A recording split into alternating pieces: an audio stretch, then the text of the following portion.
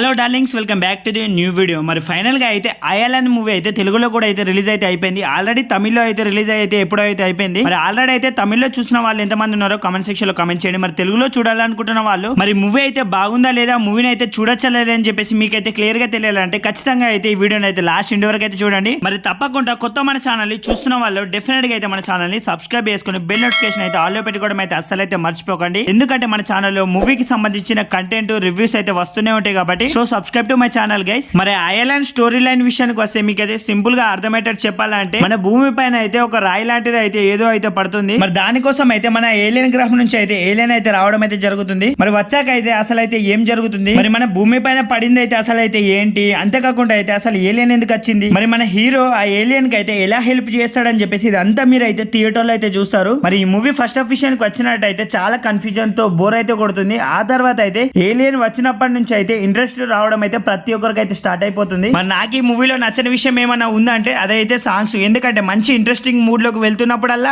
ఏదో ఒక సాంగ్ అయితే వచ్చి డిస్టర్బ్ అయితే చేస్తుంది. అసలు ఆ సాంగ్స్ కూడా అయితే పర్ఫెక్ట్ గా అయితే సెట్ అవ్వలేదని చెప్పేసి నాకైతే అనిపించింది. మరి ఇంకోటి నచ్చని విషయం ఏమన్నా ఉందా అంటే అయితే విలన్ రోల్ కూడా అయితే అంత స్ట్రాంగ్ అయితే చూపించలేదు మూవీలో అయితే. మరి విలన్ ని ఇంకొద్దిగా స్ట్రాంగ్ గా చూపిస్తే బాగుండు అని చెప్పేసి నాకైతే అనిపించింది. మరి హీరోయిన్ విషయానికి వస్తే కనుక అయితే రకుల్ ప్రీత్ సింగ్ క్యారెక్టర్ అయితే ఏదో ఉందంటే ఉంది మూవీలో అంతే. మరి మూవీలో సాంగ్స్ బీజిఎం విషయానికి వస్తే ఏఆర్ రెహమాన్ రేంజ్ లో అయితే మనకైతే అనిపించేది మూవీలో అయితే ఎక్కడ కూడా. మరి డైరెక్టర్ రవికుమార్ విషయానికి వస్తే కనుక అయితే మరి మూవీని తీయడంలో అయితే అంత ఫెయిల్ అయ్యాడు, అంత సక్సెస్ అయ్యాడు అని చెప్పేసి అయితే మనం అయితే చెప్పలేం. కానీ గ్రాఫిక్స్ విషయంలో అయితే డిఫరెంట్ గా అయితే మెచ్చుకోవాలి. కథ విషయంలో కూడా అయితే ఇలాంటి ఏలియన్ మూవీస్ అయితే మన తెలుగులో వచ్చి చాలా కాలం అయితే అవుతుంది కాబట్టి ఇలాంటి ఎక్స్పెరిమెంట్ మూవీ చేసినందుకు అతనికి అయితే హ్యాట్స్ ఆఫ్ అయితే చెప్పుకోవాలి మనందరం అయితే. మరి మూవీ అయితే అంత దరిద్రంగా అయితే అస్సలు అయితే లేదు. సో డెఫినెట్ గా అయితే థియేటర్ వాచబుల్ మూవీ అని చెప్పేసి మాట్లాడుకోవచ్చు. యాక్టింగ్ లో శివ కార్తికేయన్ గారి గురించి అయితే మనం అయితే కొత్త మాట్లాడుకోవాల్సిన అవసరం అయితే లేదు. మరి గ్రాఫిక్స్ విషయానికి వస్తే కొన్ని చోట్ల అయితే ఇదైతే గ్రాఫిక్స్ అనేది అయితే తెలిసిపోతుంది. కానీ మరి ఆ ఏలియన్ గ్రాఫిక్స్ అయితే మనం అయితే ఎక్కడ కూడా అయితే ఇదైతే గ్రాఫిక్స్ రా అని చెప్పేసి ఇక్కడ కూడా అయితే ఫీల్ అవ్వం. అంత క్వాలిటీ అయితే మెయింటైన్ అయితే చేశారు. మరి ఇంత లో బడ్జెట్ లో